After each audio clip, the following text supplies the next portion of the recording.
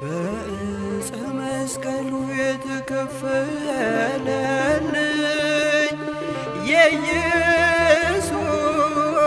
የኢየሱስ ፍቅር ምንኛ ማረከኝ።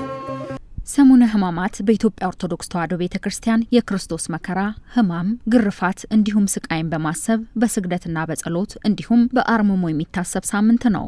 ሳምንቱ አይሁድ ኢየሱስ ክርስቶስን ለመያዝ የመከሩበት፣ ክፉ መሐላ የተማማሉበት፣ ከዚያም የገረፉበትና በዕለተ አርብ በቀራንዮ የሰቀሉበት ሳምንት መሆኑን ቤተክርስቲያን ታስተምራለች። ይህንንም በማሰብ ሳምንቱ በልዩ ሁኔታ የሚታሰብ ሲሆን በተለይም የስምንተኛዋ ሳምንት እያንዳንዱ ቀናት ስያሜ ተሰጥቷል ክርስቶስ ስለከፈለው ዋጋ በጥልቀት ይታሰብባቸዋል። የሰሙነ ሕማማት ሁለተኛ ቀን ማክሰኞ የጥያቄ ቀን ተብላ የምትጠራ ሲሆን ፈሪሳውያን ለኢየሱስ ክርስቶስ ያቀረቡለትን ጥያቄ በጥያቄ የመለሰበት ዕለት እንደሆነ ቤተክርስቲያኗ ታስረዳለች።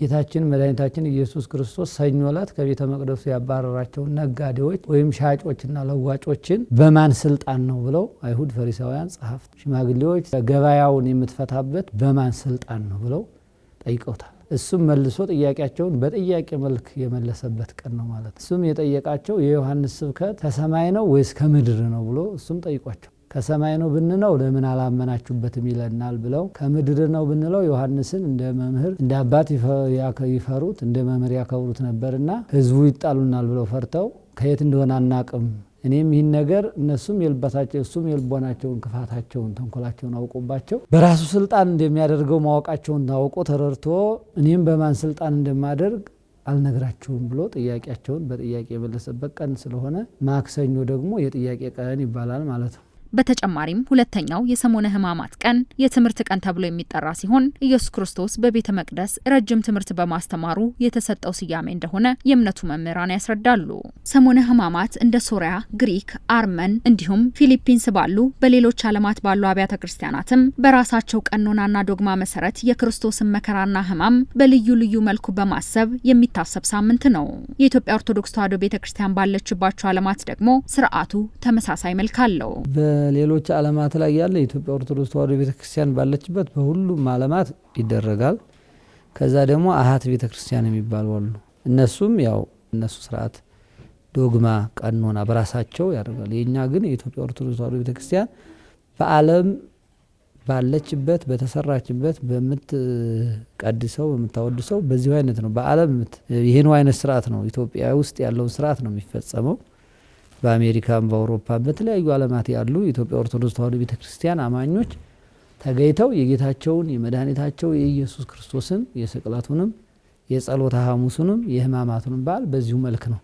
የክርስቶስ እያንዳንዱ ሕማማት ግርፋትና ስቃያት ስለ ፍቅር የተከፈለ ፍቅርን በተግባር ያብራራ መስዋዕትነት በመሆኑ ምእመናን ከክርስቶስ ተምረው ከሰዎች ጋር በፍቅር መኖርን ሕይወታቸው ሊያደርጉት ይገባል ሲሉ ያነጋገርናቸው ሃይማኖት አባት ይመክራሉ።